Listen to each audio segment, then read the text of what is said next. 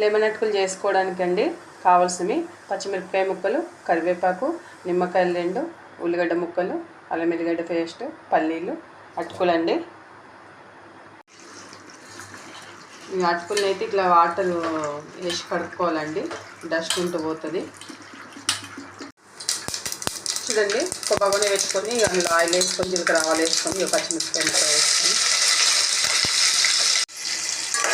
పల్లీలు కూడా వేసుకున్నామండి,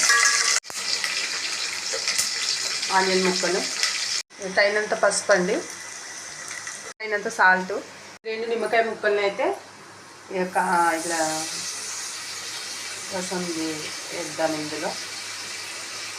ఈ అటుకులను అయితే కడిగి 1 నిమిషం వాటర్లో నానబెట్టినండి. ఇక వాటర్ పంపేసిన, ఇలా వేసి కలుపుకోవడమే.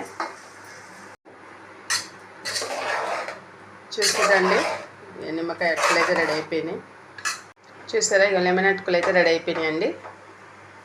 వేడి వేడి లెమన్ అటుకులు అయితే రెడీ అయిపోయినాయండి. వీడియో నచ్చితే మాత్రం లైక్, షేర్, సబ్స్క్రైబ్ అబ్బా.